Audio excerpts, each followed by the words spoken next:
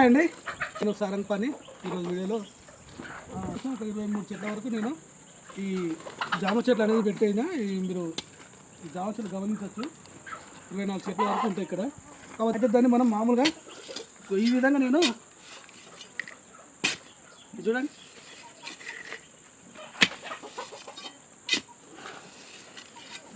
ఈ విధంగా ఒక్కసారి నేను చేసినండి.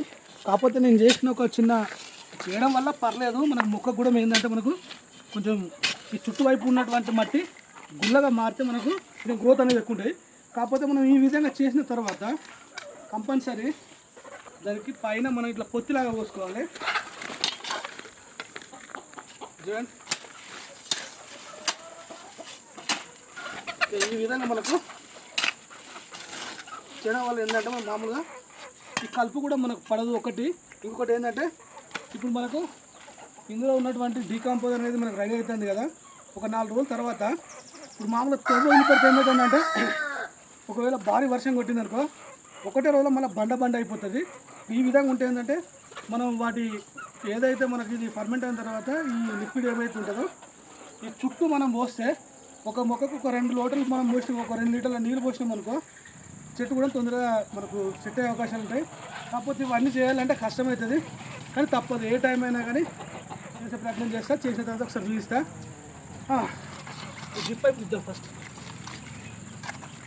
ఓకే,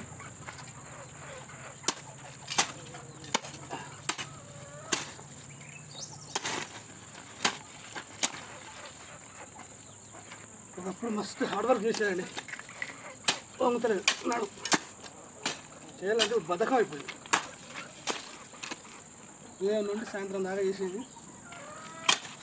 ఓకే, ఇదే విధంగా నేను అన్నీ చేసే ప్రయత్నం చేస్తా.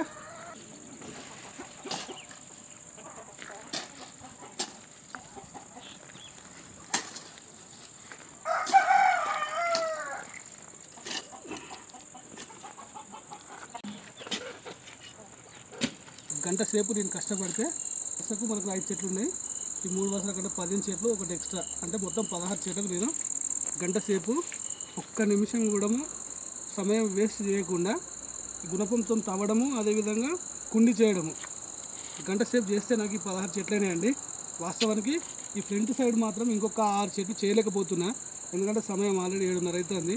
4 చెట్లు ప్లస్ సైడ్కున్నాయి కదా, ఇవి కలిపి నేను మళ్ళీ చేసే ప్రయత్నం చేస్తా. ఓకే అండి, ప్లీజ్ సపోర్ట్ చేయండి.